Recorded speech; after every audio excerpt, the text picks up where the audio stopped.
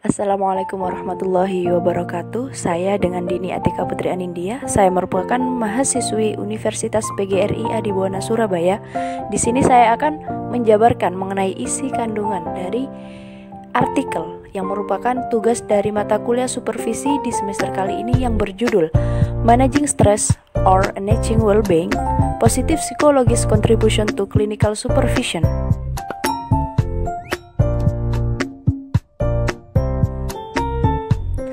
Di slide pertama ada abstrak, merupakan salah satu fungsi utama dari pengawasan klinis seperti yang dipraktikkan oleh para profesional kesehatan, seperti psikolog, termasuk pemulihan kesejahteraan. Tetapi, ada beberapa pedoman dalam literatur pengawasan tentang bagaimana cara melakukannya.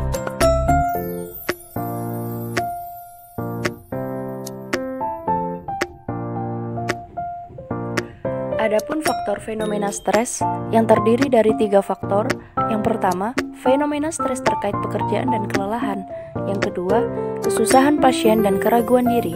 Yang ketiga, tuntutan pekerjaan yang memicu stres. Untuk lebih lengkapnya, mari kita simak video ini dengan seksama.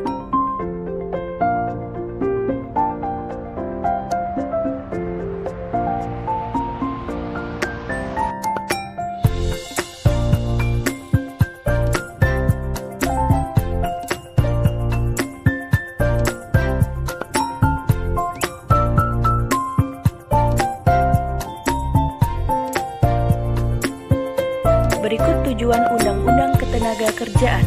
Yang pertama, mengharuskan pengusaha untuk mengidentifikasi sumber stres, potensial dan membantu mengelola masalah secara efektif. Yang kedua, untuk mencegah keterjadinya kerusakan. Yang ketiga, menciptakan tempat kerja yang sehat telah menjadi pusat kebijakan ketenagakerjaan. Yang keempat, mengurangi potensi klaim terhadap atasan. Berikutnya, peran pengawasan dalam kesejahteraan.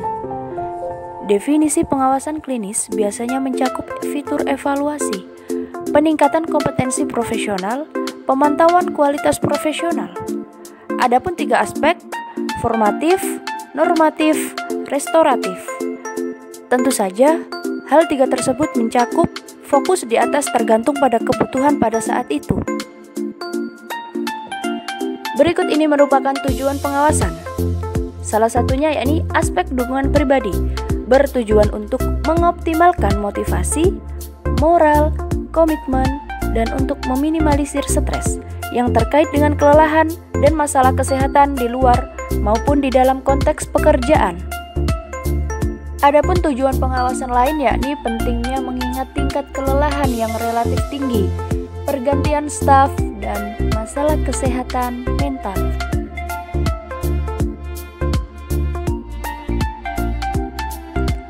Oke, selanjutnya evaluasi dampak pengawasan klinis.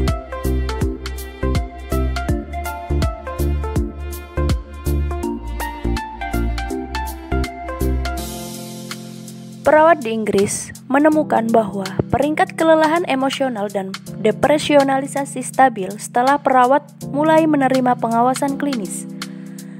Penulis menyimpulkan bahwa pengawasan klinis dan bimbingan memiliki dampak menguntungkan pada staf tersebut.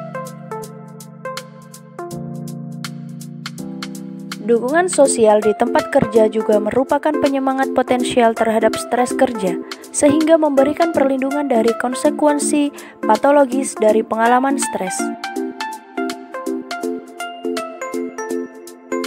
Baik, berikutnya adapun konsep-konsep temuan penelitian terkait dalam hal dampak positif terhadap kesejahteraan. Keterlibatan kerja, rasa koherensi, adapun self-efficacy. Yang terakhir, mengalir.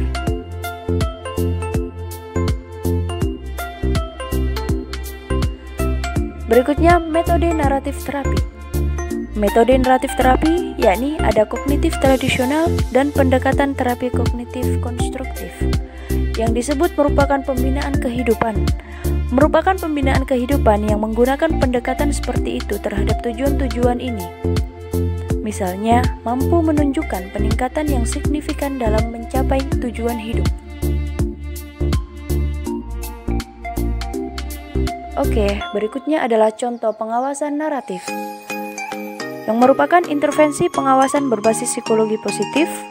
Metode pengawasan naratif sesuai dengan penekanan positif dan pendekatan kolaboratif, yang meliputi cerita ulang pengalaman mereka dengan cara yang memungkinkan jarak lebih jauh dari masalah, sehingga memungkinkan mereka untuk mendapatkan kembali kehidupan mereka dari masalah mereka itu sendiri.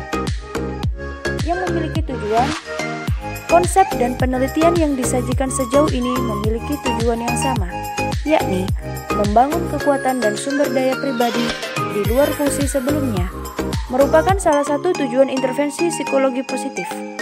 Oleh karena itu, pendekatan yang bermanfaat dalam konteks pengawasan mereka yang memfasilitasi tujuan ini atau didasarkan pada asumsi mendasar yang berupa seperti pendekatan naratif atau perilaku kognitif. Baik teman-teman, berikut ini merupakan contoh kasus dialog supervisi naratif dan konstruk psikologi positif. Mandi, seorang magang psikologi klinis, merasa tertekan saat dia berjuang dengan kepercayaan diri untuk lulus ujian intervensi. Sekian, baik teman-teman, untuk kelanjutan kisah Mandi, mari kita simak kelanjutannya dengan seksama.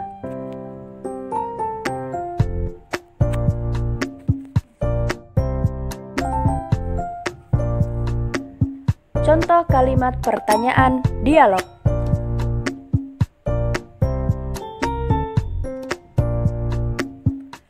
Yang pertama, ceritakan tentang saat-saat di mana Anda merasa seperti ini sebelumnya dan berhasil mengatasi mereka. Apa kekuatan Anda dalam mengelola situasi yang menentang dalam hidup Anda hingga saat ini?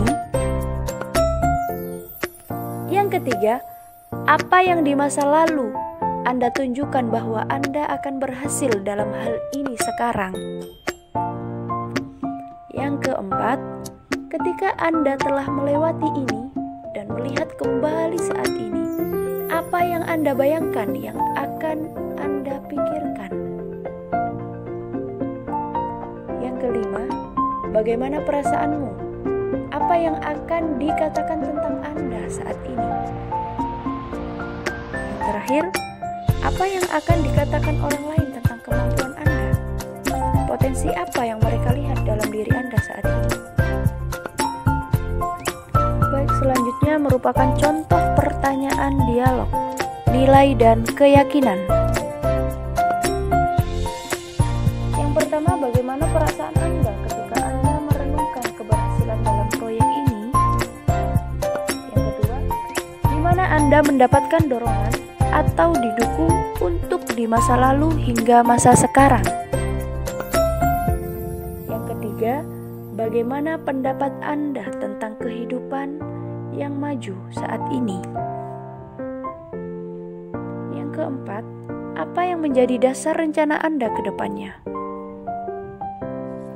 Yang kelima, ceritakan tentang nilai dan keyakinan apa yang pertama kali membawamu ke pekerjaan ini. Yang keenam, kira-kira potensi apa yang membuat Anda cocok dengan pekerjaan Anda saat ini?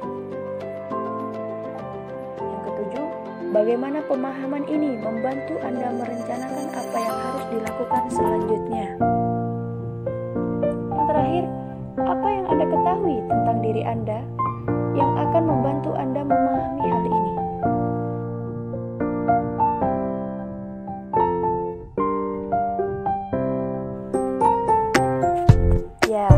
Berikut ini merupakan fasilitas yang bisa menunjang permasalahan klien.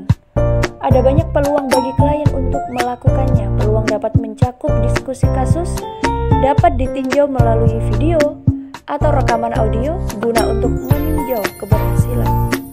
Penilaian ini, kebutuhan pembelajaran, proses evaluasi, peninjauan kompetensi profesional dan analisis kerja tim. Upaya tersebut berupaya tentang bagaimana melihat perkembangan supervisi terhadap klien dan dengan demikian harapan memberikan rasa percaya diri dan menambah motivasi yang lebih besar lagi.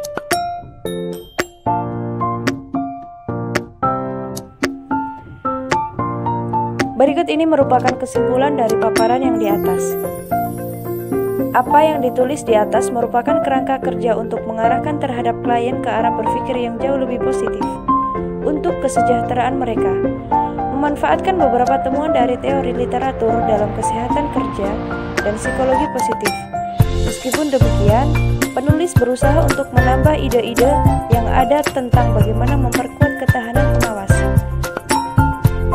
Adapun sisi keterbatasan dalam teori ini, yakni telah dibahas dalam artikel ini, hanya menyangkut aspek proses pengawasan klinis saja, dan tidak boleh dilihat sebagai pendekatan yang memadai untuk pengelolaan stres. Ruang lingkup pengawasan jauh lebih luas dan fungsinya dalam pendidikan atau fasilitas praktik yang aman dan beretika tidak boleh sembarangan. Oke, sekian video dari saya. Apabila kalian ingin bertanya tentang materi di atas atau ingin memberikan masukan, silakan tulis di kolom komentar di bawah ini. Saya harap video ini membawa manfaat buat kalian semua. Kurang lebihnya mohon maaf. Wassalamualaikum warahmatullahi wabarakatuh.